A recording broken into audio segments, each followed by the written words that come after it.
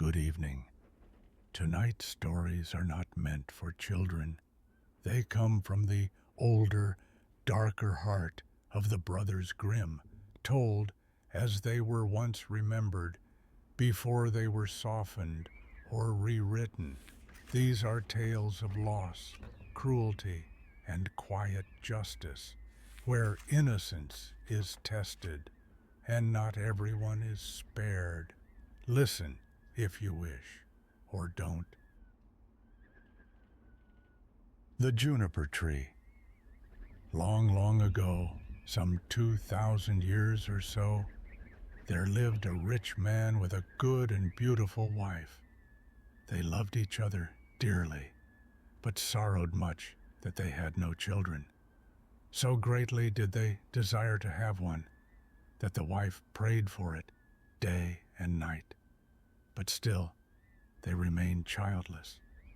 In front of the house there was a court, in which grew a juniper tree. One winter's day the wife stood under the tree to peel some apples, and as she was peeling them, she cut her finger, and the blood fell on the snow. "Ah," sighed the woman heavily, "if I had but a child, as red as blood and as white as snow." And as she spoke the words, her heart grew light within her, and it seemed to her that her wish was granted, and she returned to the house, feeling glad and comforted. A month passed, and the snow had all disappeared. Then another month went by, and all the earth was green. So the months followed one another, and first the trees budded in the woods, and soon the green branches grew thickly intertwined, and then the blossoms began to fall. Once again the wife stood under the juniper tree, and it was so full of sweet scent that her heart leaped for joy, and she was so overcome with her happiness that she fell on her knees. Presently the fruit became round and firm, and she was glad and at peace. But when they were fully ripe, she picked the berries and ate eagerly of them, and then she grew sad and ill. A little while later she called her husband and said to him, weeping, "If I die, bury me under the juniper tree."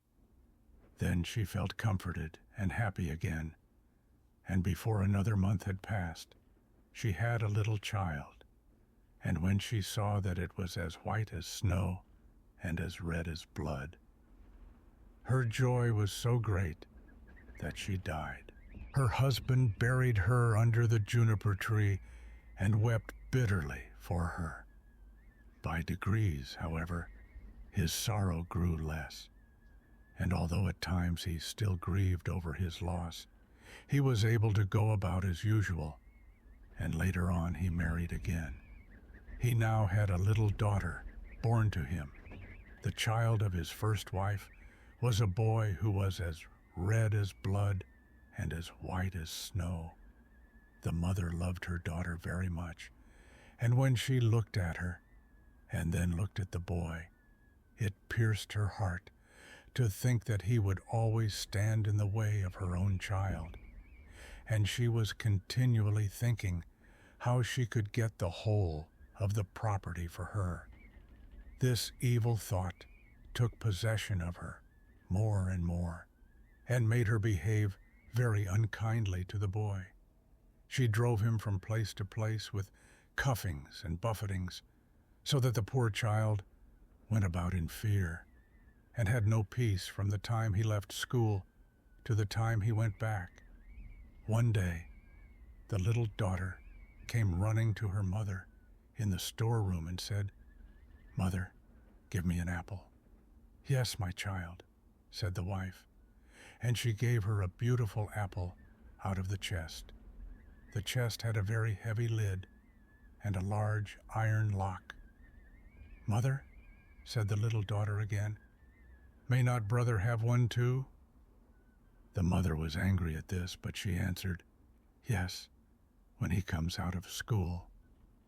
Just then she looked out of the window and saw him coming, and it seemed as if an evil spirit entered into her, for she snatched the apple out of her little daughter's hand and said, "You shall not have one before your brother." She threw the apple into the chest and shut it too.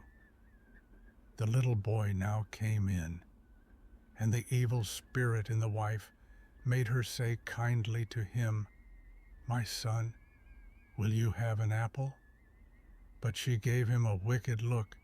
"Mother," said the boy, "how dreadful you look. Yes, give me an apple." The thought came to her that she would kill him. "Come with me," she said, and she lifted up the lid of the chest. "Take one out for yourself." And as he bent over to do so, the evil spirit urged her, and crash! Down went the lid, and off went the little boy's head. Then she was overwhelmed with fear at the thought of what she had done. "If only I can prevent anyone knowing that I did it," she thought. So she went upstairs to her room and took a white handkerchief out of her top drawer. Then she set the boy's head again on his shoulders and bound it with the handkerchief so that nothing could be seen, and placed him on a chair by the door with an apple in his hand. Soon after this, little Marlene came up to her mother, who was stirring a pot of boiling water over the fire, and said, "Mother, brother is sitting by the door with an apple in his hand, and he looks so pale, and when I asked him to give me the apple, he did not answer, and that frightened me." "Go to him again," said her mother, "and if he does not answer, give him a box on the ear." So little Marlene went and said, "Brother, give me that apple." But he did not say a word. Then she gave him a box on the ear, and his head rolled off. She was so terrified at this that she ran crying and screaming to her mother. "Oh," she said, I have knocked off brother's head." And then she wept, and nothing would stop her. "What have you done?" said her mother. "But no one must know about it, so you must keep silence. What is done can't be undone. We will make him into puddings." And she took the little boy and cut him up, made him into puddings, and put him in the pot. But Marlene stood looking on, and wept, and her tears fell into the pot, so that there was no need of salt. Presently the father came home and sat down to his dinner. He asked, "Where is my son?" The mother said nothing, but gave him a large dish of black pudding, and Marlene still wept without ceasing. The father again asked, "Where is my son?" "Oh," answered the wife, "he has gone into the country to his mother's great uncle. He is going to stay there some time." "What has he gone there for? And he never even said goodbye to me." "Well, he likes being there, and he told me he should be away quite 6 weeks. He is well looked after there."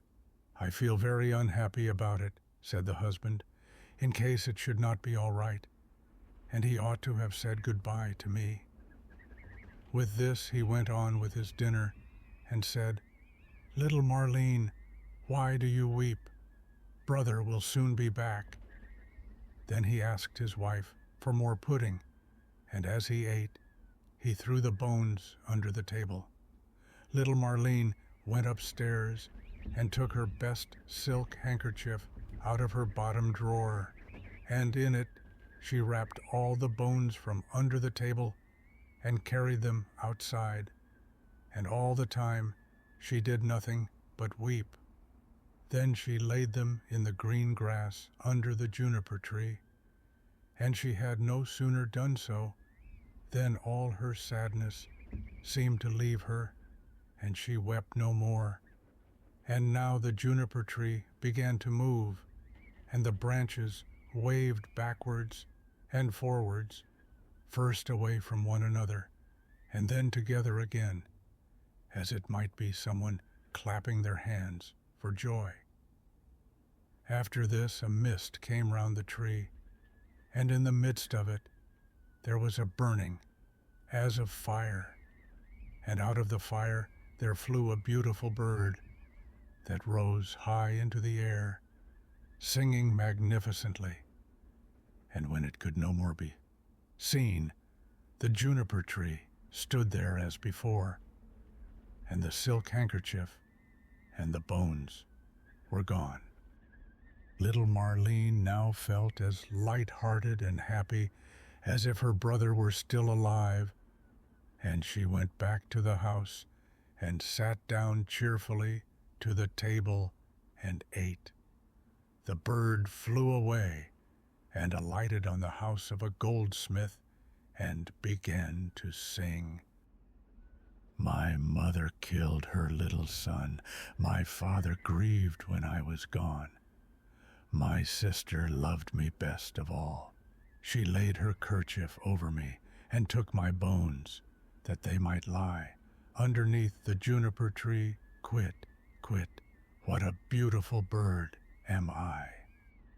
The goldsmith was in his workshop making a gold chain when he heard the song of the bird on his roof. He thought it so beautiful that he got up and ran out, and as he crossed the threshold, he lost one of his slippers. But he ran on into the middle of the street with a slipper on one foot and a sock on the other. He still had on his apron and still held the gold chain and the pincers in his hands. And so he stood gazing up at the bird while the sun came shining brightly down on the street. Bird, he said, how beautifully you sing. Sing me that song again. Nay, said the bird, I do not sing twice for nothing. Give that gold chain, and I will sing it you again. Here is the chain, take it, said the goldsmith. Only sing me that again. The bird flew down and took the gold chain in his right claw, and then he alighted again in front of the goldsmith and sang. My mother killed her little son. My father grieved when I was gone. My sister loved me best of all. She laid her kerchief over me and took my bones, that they might lie underneath the juniper tree. Quit, quit, what a beautiful bird am I. Then he flew away and settled on the roof of a shoemaker's house and sang. My mother killed her little son. My father grieved when I was gone. My sister loved me best of all. She laid her kerchief over me and took my bones, that they might lie underneath the juniper tree. Quit, quit, what a beautiful bird am I. Then he flew away and settled on the roof of a shoemaker's house and sang. My mother killed her little son. My father grieved when I was gone. My sister loved me best of all. She laid her kerchief over me and took my bones, that they might lie underneath the juniper tree. Quit, quit, what a beautiful bird am I. The shoemaker heard him, and he jumped up and ran out in his shirt sleeves and stood looking up at the bird on the roof with his hand over his eyes to keep himself from being blinded by the sun. Bird, he said, how beautifully you sing. Then he called through the door to his wife. Wife, come out. Here is a bird. Come and look at it and hear how beautifully it sings. Then he called his daughter and the children, then the apprentices, girls and boys, and they all ran up the street to look at the bird and saw how splendid it was with its red and green feathers and its neck like burnished gold, and eyes like two bright stars in its head. "Bird," said the shoemaker, "sing me that song again." "Nay," answered the bird, "I do not sing twice for nothing. You must give me something." "Wife," said the man, "go into the garret. On the upper shelf you will see a pair of red shoes. Bring them to me." The wife went in and fetched the shoes. "There, bird," said the shoemaker, "now sing me that song again." The bird flew down and took the red shoes in his left claw, and then he went back to the roof and sang. "My mother killed her little son. My father grieved when I was gone. My sister loved me best of all. She laid her kerchief over me and took my bones, that they might lie underneath the juniper tree. Quit, quit, what a beautiful bird am I." When he had finished, he flew away. He had the chain in his right claw and the shoes in his left, and he flew right away to a mill, and the mill went click, clack, click, clack, click, clack. Inside the mill were 20 of the miller's men hewing a stone, and as they went hick, hack, hick, hack, hick, hack, the mill went click, clack, click, clack, click, clack. The bird settled on a lime tree in front of the mill and sang. My mother killed her little son. Then one of the men left off. My father grieved when I was gone. 2 more men left off and listened. My sister loved me best of all. Then 4 more left off. She laid her kerchief over me and took my bones that they might lie. Now there were only 8 at work underneath, and now only 5. The juniper tree, and now only 1. Kiwit, kiwit, what a beautiful bird am I. Then he looked up, and the last one had left off work. Bird, he said, what a beautiful song that is you sing. Let me hear it too. Sing it again. Nay, answered the bird, I do not sing twice for nothing. Give me that millstone, and I will sing it again. If it belonged to me alone, said the man, you should have it. Yes, yes, said the others. If he will sing again, he can have it. The bird came down, and all the 20 millers set to and lifted up the stone with a beam. Then the bird put his head through the hole and took the stone round his neck like a collar and flew back with it to the tree and sang. My mother killed her little son. My father grieved when I was gone. My sister loved me best of all. She laid her kerchief over me and took my bones that they might lie underneath the juniper tree. Quit, quit, what a beautiful bird am I.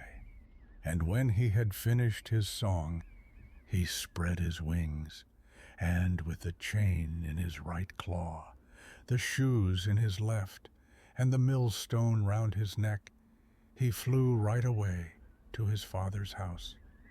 The father, the mother, and little Marlene were having their dinner. How light-hearted I feel, said the father, so pleased and cheerful. And I, said the mother, I feel so uneasy, as if a heavy thunderstorm were coming. But little Marlene sat and wept and wept. Then the bird came flying towards the house and settled on the roof. I do feel so happy, said the father, and how beautifully the sun shines. I feel just as if I were going to see an old friend again. Ah, said the wife, and I am so full of distress and uneasiness that my teeth chatter, and I feel as if there were a fire in my veins." And she tore open her dress, and all the while little Marlene sat in the corner and wept, and the plate on her knees was wet with her tears. The bird now flew to the juniper tree and began singing, "My mother killed her little son." The mother shut her eyes and her ears, that she might see and hear nothing. But there was a roaring sound in her ears, like that of a violent storm, and in her eyes a burning and flashing like lightning. My father grieved when I was gone. "Look, mother," said the man, "at the beautiful bird that is singing so magnificently, and how warm and bright the sun is, and what a delicious scent of spice in the air." My sister loved me best of all. Then little Marlene laid her head down on her knees and sobbed. "I must go outside and see the bird nearer," said the man.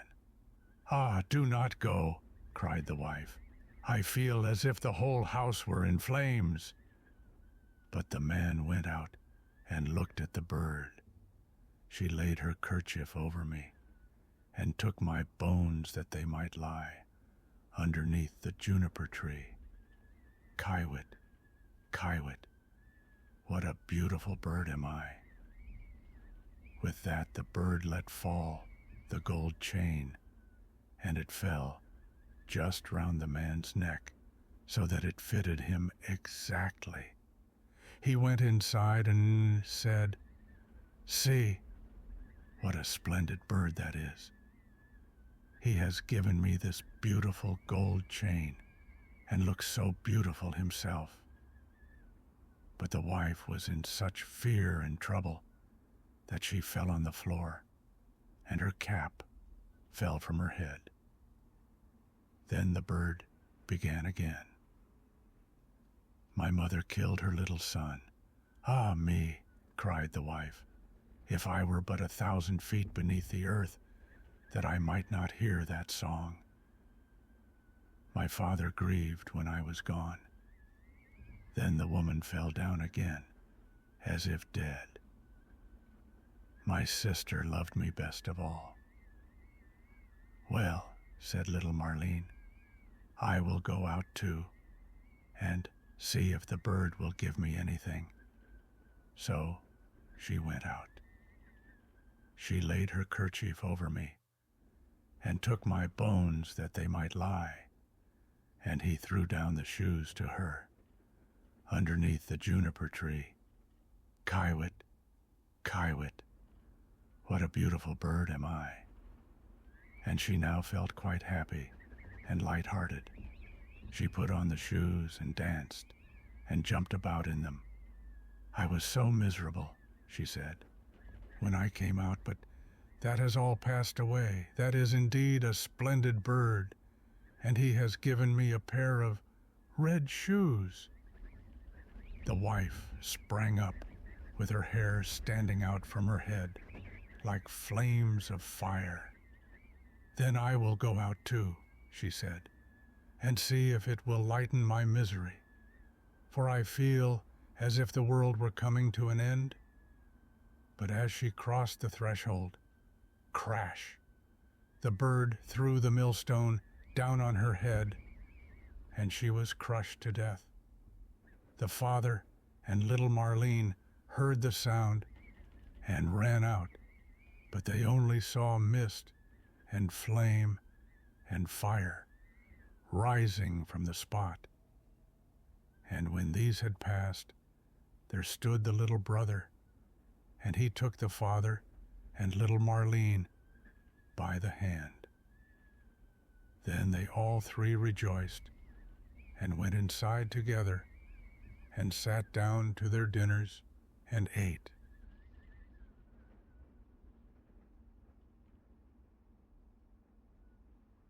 What has been spoken can now be left behind. The night continues on its own. Fitcher's bird. In a time long past, there lived a sorcerer who wandered from house to house, disguised as a poor beggar. He would knock on doors, asking for charity, and when a kind soul brought him food, he had only to touch them, and they would be compelled to leap into the basket on his back. Then he would carry them away to his dark house deep in the forest, and no one ever saw them again.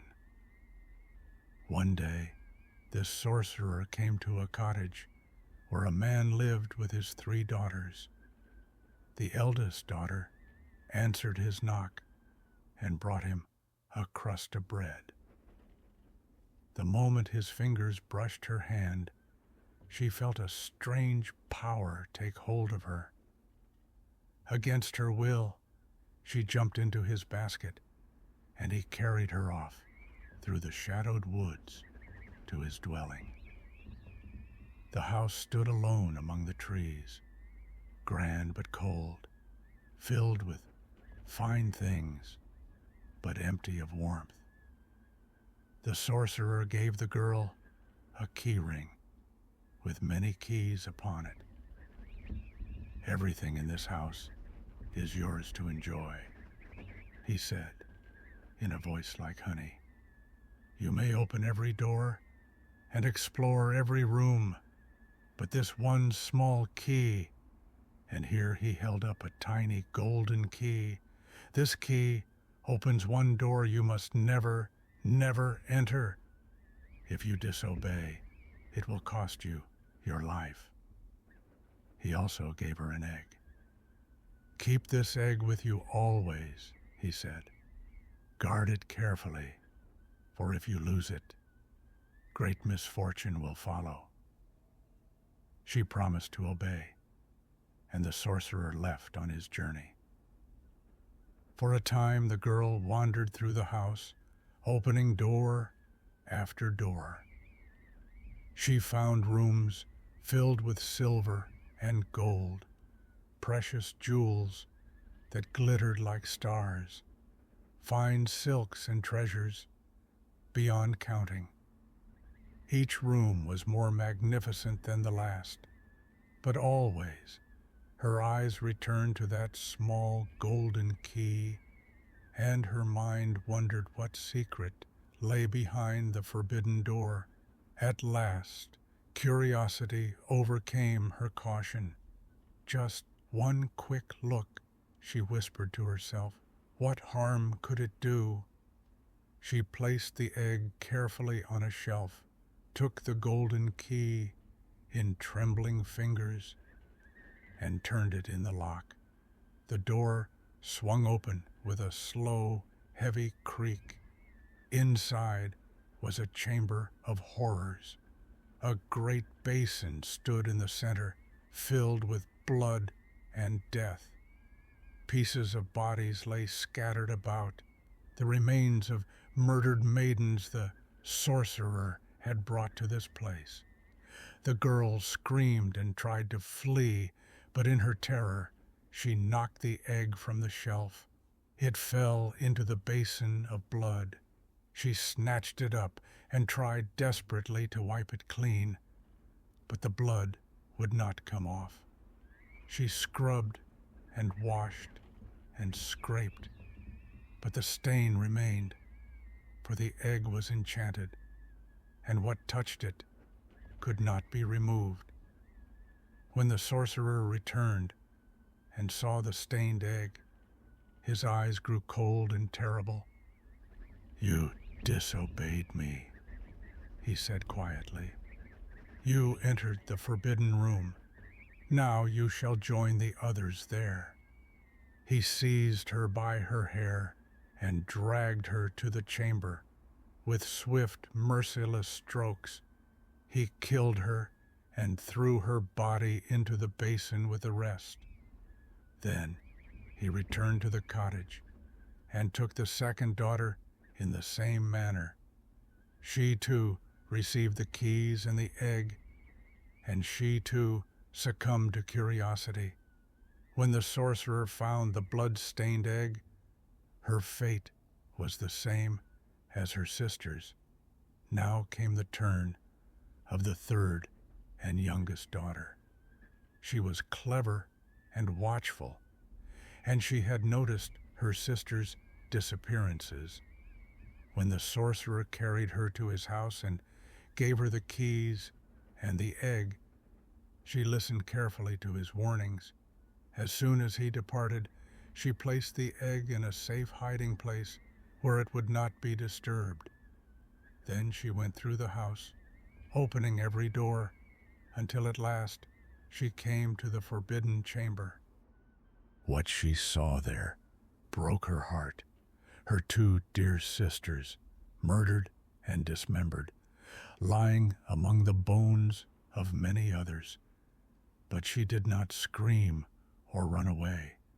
Instead, she gathered up all the pieces of her sisters' bodies and laid them out properly, matching each part, head to body, arm to arm, leg to leg, until everything was in its place.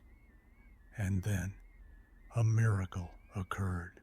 The pieces grew together, warm and whole. Her sisters opened their eyes and embraced her, alive once more. The youngest sister hid them in a secret room where the sorcerer would not find them.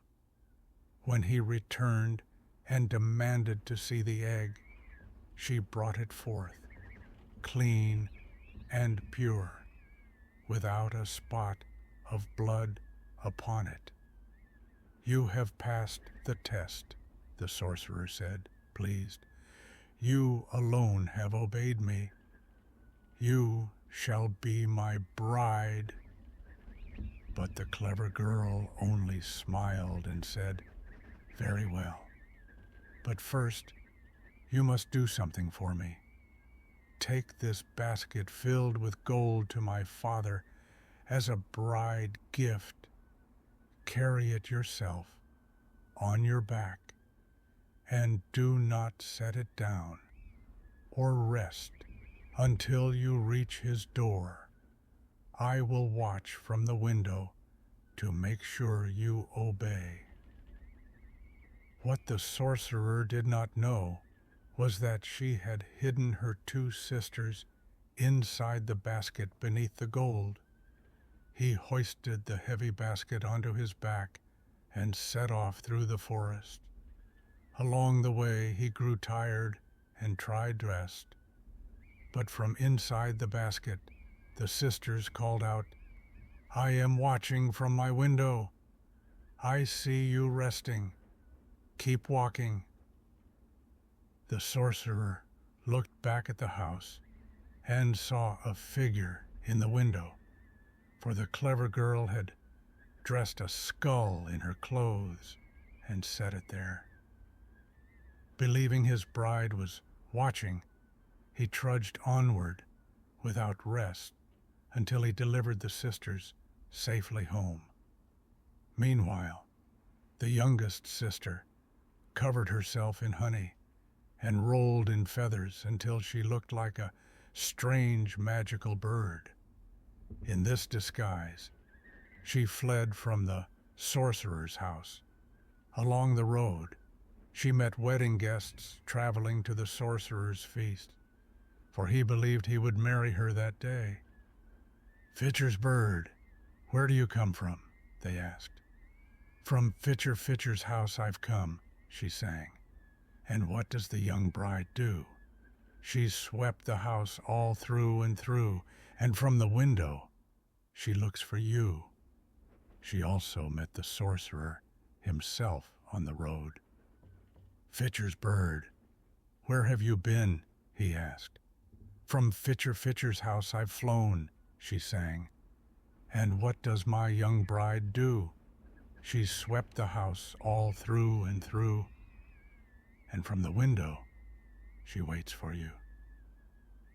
The sorcerer hurried home, eager to claim his bride.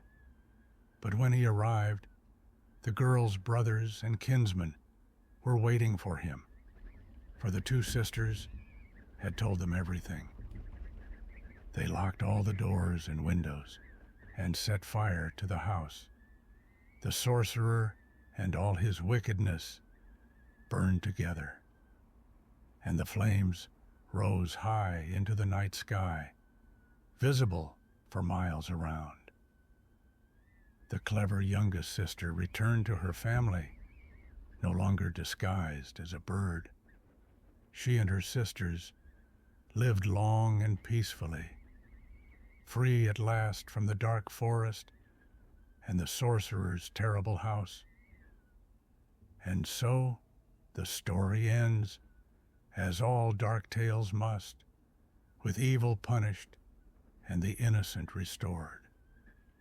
Close your eyes now, and let these old strange words carry you gently into dreams. Another tale now begins. You may listen, or simply let it pass. The Miser in the Bush. A farmer had a faithful and diligent servant who had worked hard for him 3 years without having been paid any wages. At last it came into the man's head that he would not go on thus without pay any longer. So he went to his master and said, "I have worked hard for you a long time. I will trust to you to give me what I deserve to have for my trouble." The farmer was a sad miser and knew that his man was very simple-hearted. So he took out threepence and gave him for every year's service a penny. The poor fellow thought it was a great deal of money to have, and said to himself, "Why should I work hard and live here on bad fare any longer? I can now travel into the wide world and make myself merry."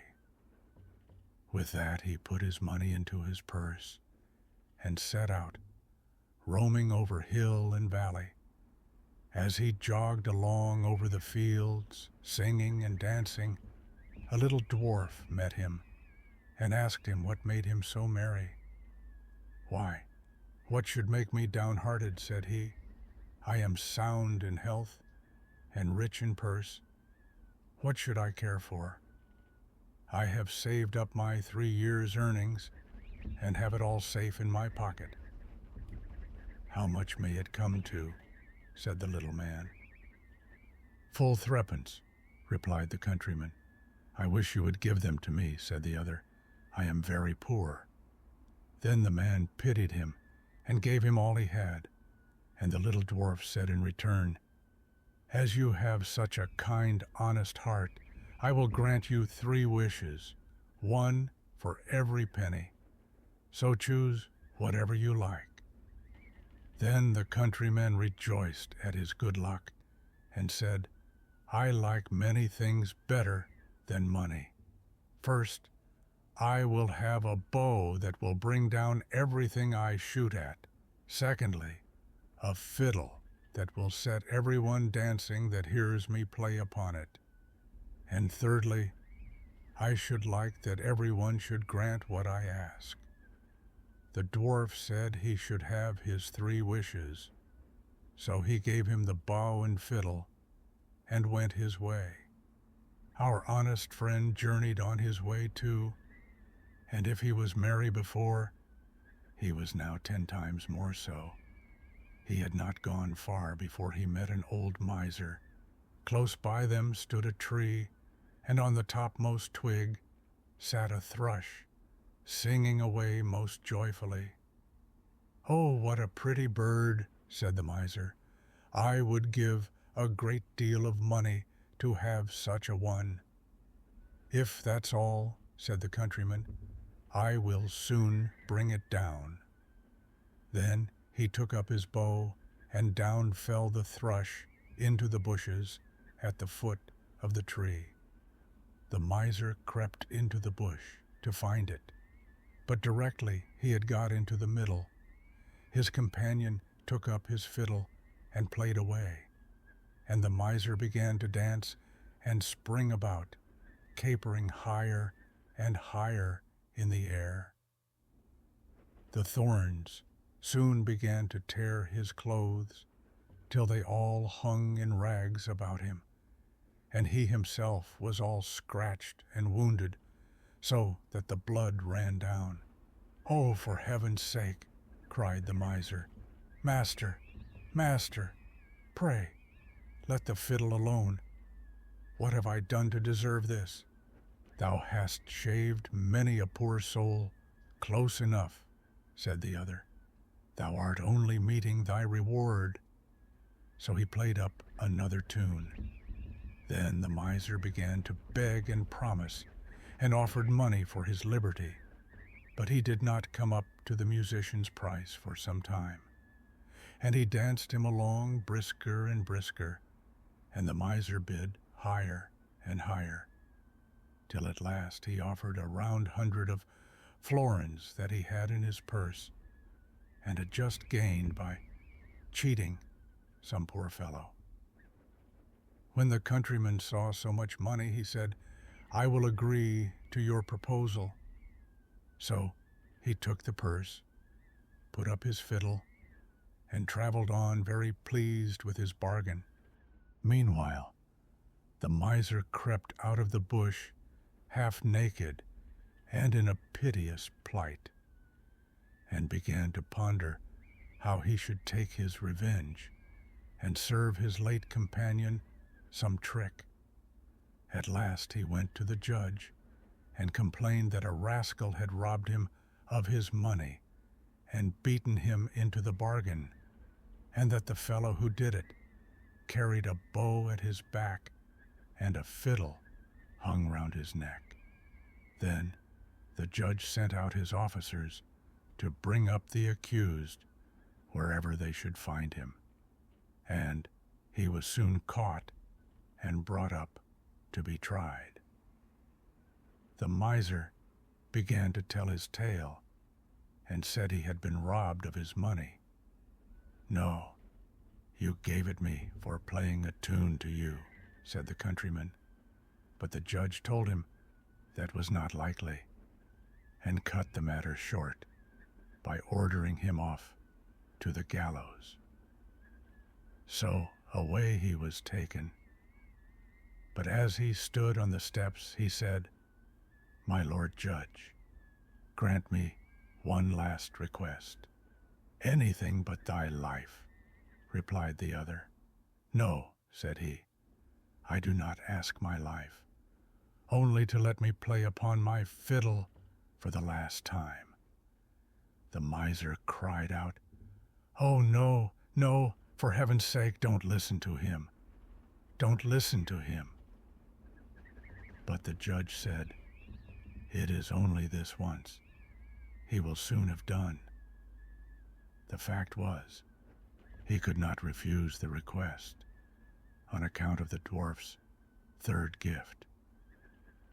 Then the miser said, bind me fast for pity's sake." But the countryman seized his fiddle and struck up a tune, and at the first note, judge, clerks, and jailer were in motion. All began capering, and no one could hold the miser. At the second note, the hangman let his prisoner go, and danced also, and by the time he had played the first bar of the tune, all were dancing together, judge, court, and miser, and all the people who had followed to look on. At first the thing was merry and pleasant enough, but when it had gone on a while, and there seemed to be no end of playing or dancing, they began to cry out and beg him to leave off. But he stopped not a whit the more for their entreaties, till the judge not only gave him his life, but promised to return him the 100 florins. Then he called to the miser and said, "Tell us now, you vagabond, where you got that gold, or I shall play on for your amusement only." "I stole it," said the miser, in the presence of all the people. "I acknowledge that I stole it, and that you earned it fairly." Then the countryman stopped his fiddle and left the miser to take his place at the gallows.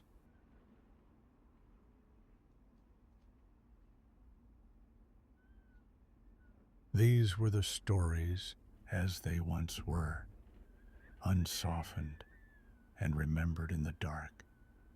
Now they can be set aside. Nothing more is asked of you.